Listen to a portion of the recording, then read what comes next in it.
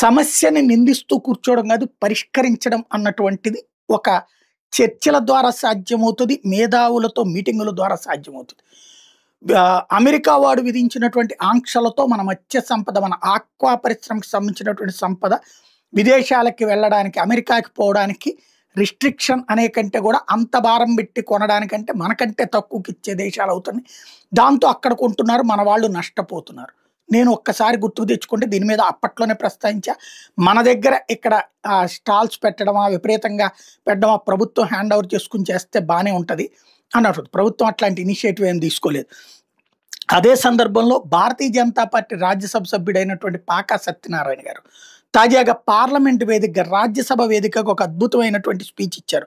ఒకసారి అదేంటో. Venkat Satyanarayana demand to Boost domestic consumption of aquaculture products. Thank you, Honorable Vice Chairman, sir, for giving me the opportunity to speak on the special attention with regarding to the domestic consumption of aquaculture products. I draw the attention of the government to the urgent need to support the aquaculture and pisciculture, which is vital for our journey towards Viksit Bharat.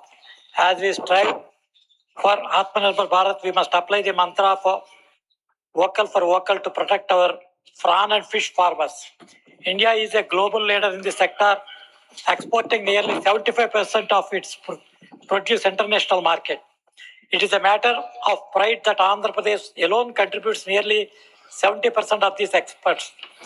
However, this sector is currently facing severe crisis due to the violation of international market, especially imposition of anti-dumping duties and tariffs by United States of America.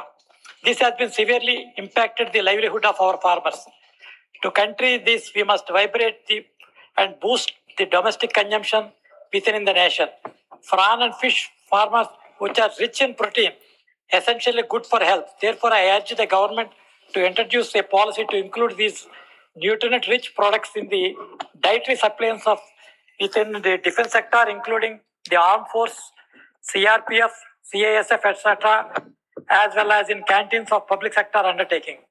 Furthermore, to combat the malnutrition and ensure a healthy future generation, I request the government to include the fish products in the midday meal schemes, Anganwadis, and SC/ST, OBC residential schools run by the state and central governments. This initiative will cut out the reliance on the free trade of heavy exports, solve the market crisis for Andhra farmers, and provide high quality nutrition to our soldiers and children. I urge the government to look at it. Thank you, sir. Thank you.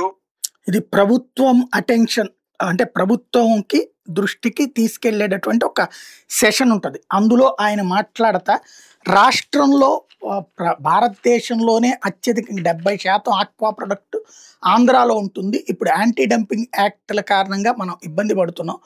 అదే సందర్భంలో దానికి ఒక alternative చక్కటి సలహా సూచించారు.